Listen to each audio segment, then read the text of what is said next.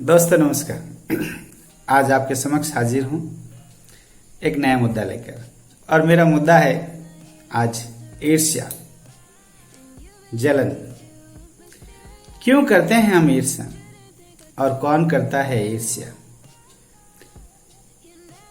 1-2 minute में मैं चर्चा कर रहा हूं आपसे। दोस्तों,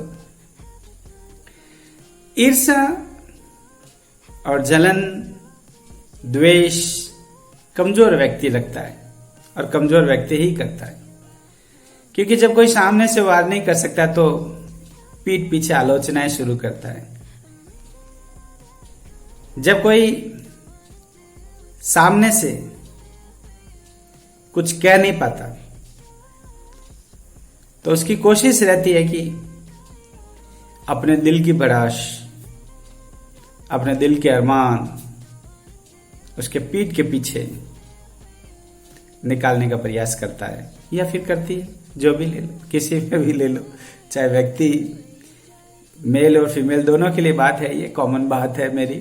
तो क्यों करें हम ईर्ष्या, और क्यों करते हैं हम ईर्ष्या, और क्यों जलते हैं आप किसी से? जनरली ये देखा गया है कि जब कोई व्यक्ति आपको जीत कर नहीं हरा सकता तो वो आपको नीचे गिराने का प्रयास करता है। जनरली यही होता है, जो आपको जीत कर नहीं हरा सकता वो आपको नीचे गिराने का प्रयास करता है। तो किसी समझदार ने कहा है कि आप अपनी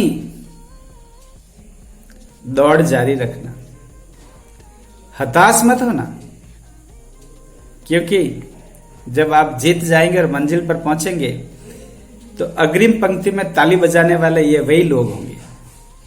जी हां, इस बात में कोई दोहराई नहीं, सच्चाई है, हकीकत है। तो मेरा आपसे निवेदन यही है कि आप कमजोर नहीं बने, ज्वेलसी नहीं करें, किसी से ईर्ष्या नहीं करें।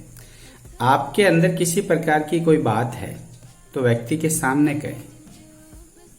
जी हां, उसके सामने बैठ के करें, क्योंकि ईर्ष्या करने से केवल आप अपना नुकसान करते हैं, आप अपना ही नुकसान करते हैं, अंदर ही अंदर जलते रहते हैं। तो जब आप अंदर ही अंदर जलते हैं, द्वेष करते हैं, तो न जाने अंदर से कितनी प्रकार की बीमारियां जनरेट होगी। तो इससे नुकसान किसको हो रहा है? आपको स्वयं को। तो द्वेष, ईर्ष्या, जलन ये ऐसे रोग हैं जो पालते तो आप अपने अंदर हैं,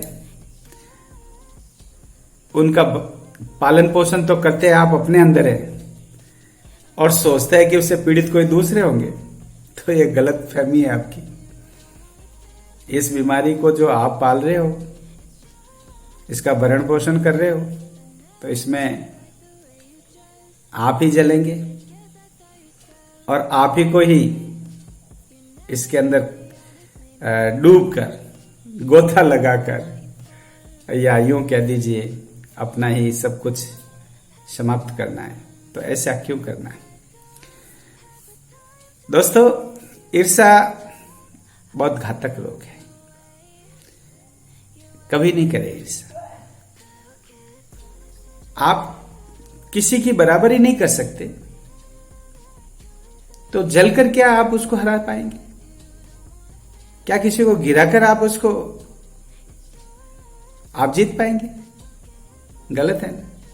और जब आप किसी व्यक्ति की बराबरी कर नहीं सकते तो फिर जलने की वजह क्या? जलने की कुछ कई वजह हो सकती है, लेकिन आप उस वजह को ढूंढिए ना, और यदि वो वजह मिल जाती है तो फिर एनालिसिस कीजिए कि मैं उस व्यक्ति के साथ में बराबरी करने के लायक भी हूं कि नहीं हूं। क्या मैं उसकी बराबरी कर सकता हूं? अब आज मैं ये सोचूं कि मैं मुकेश अंबानी की बराबरी करूं, उसके पास में क्या क्या चीजें हैं मेरे पास में नहीं, और मैं जलना शुरू करूं, तो क्या मैं मुकेश अंबानी की बराबरी कर सकता हूं और उसको कुछ नुकसान पहुंचा सकता हूं? तो नुकसान तो मैं मेरा ही कर रहा हूं ना। तो भाई सोचे जरा। तो तब किसी ने क्या कहा कि आकाश तो सभी निहारते हैं लेकिन उड़ान केवल परिंदे भरते हैं। आकाश तो सभी निहारते हैं, लेकिन उड़ान केवल परिंदे भरते हैं। यूं मंच पर तो बहुत जाते हैं, परंतु केवल वक्ता ही बोलते हैं। जी हाँ, हौसला रखिए आप, और हौसलों से ही मंजिल मिलती है, केवल कहने से नहीं।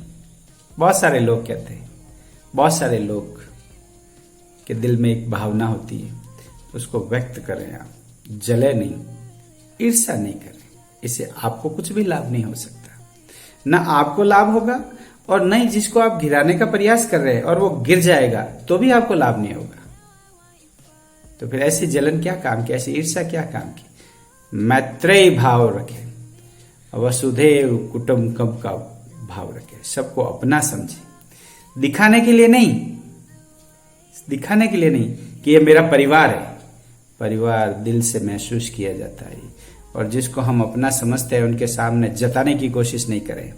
बहुत सारे लोग होते हैं जो सिर्फ दिखावा करते हैं, ये सब मेरे अपने हैं, लेकिन अंदर ही अंदर आप उनसे ईर्ष्या करते हो। मैंने बहुत सारे लोगों को देखा है कि लोग मेरे सामने भी आते हैं और ये कहते हैं नहीं जी सब आप तो हम मेरे खास है, और आपके सामने खास बनने का प्रयास भी करते हैं। हमेशा उनके मन में यह होता है कि इसके सामने हम चापलूसी करें, इसके सामने हम अपना बनने का प्रयास करें। पर ऐसा क्यों करते हो आप? ऐसा झूठा दिखावा किस बात का? सच्चाई यह है कि यदि आप किसी से प्रेम करें तो दिल से प्रेम करें, और वरना ना आप जलन करें ना ईर्ष्या करें। जब प्रेम नहीं कर सकते ईर्ष्या और द्वेष किस बात का? मत करो ना। आपके नहीं समझ आती तो किसी से बात मत करो, तो आप कम से कम अपना लाभ कर पाओगे, अपना हित कर पाओगे। वरना इसी जलन के अंदर एक दिन आप चले जाओगे। कब टिकट चले जाएगा? टिकट तो बना के आए हो ना, रिजर्वेशन तो लेकर आए हो, रिटर्न टिकट तो, डेट कंफर्म नहीं है। और जिस दिन डेट कंफर्म हो जाएगी पता भी नहीं चलेगा। अगर आपकी ईर्ष्या द्वेष सारे एक सारी यहीं रह जाएंगे, तो हमें ईर्ष्या द्वेष क्यों करनी है? मनुष्य जीवन के अंदर आए हैं, प्रेम करें हम। जी हाँ, मेरी बात अच्छी लगी हो तो जरूर इस पर विचार कीजिएगा। बाकी तो ईर्ष्या तो दुनिया करती है, कर रहे हैं और करते भी रहेंगे। मैं तो सिर्फ यही कहना चाह रहा हूं दोस्तों, कभी किसी से ईर्ष्या नहीं करे, कभी किसी से द्वेष नहीं रखे, कभी किसी से जलन नहीं करे। हो सके तो किसी का भला करें, प्रेम करें सबसे। इस दुनिया के अंदर हम आए प्रेम करने के लिए, प्रेमी बनकर रहें। कितना एक दिन के मेहमान हैं हम सभी यहाँ पर, बस धर्मशाला के अंदर। राही कैसे होता है? आता है, रात गुजारता है, फिर चले जाता है। इतना ही टाइम है इस छोटी सी अवधि के अंदर, इतना घमंड और अहम किस बात का? जरा सोचिएगा। मेरी बात अच्छी लगे तो सब्सक्राइब जरूर करें, आगे फॉरवर्ड करें, लोगों को समझाने का प्रयास करें। जी हाँ, नमस्कार, जय हिंद, जय भारत।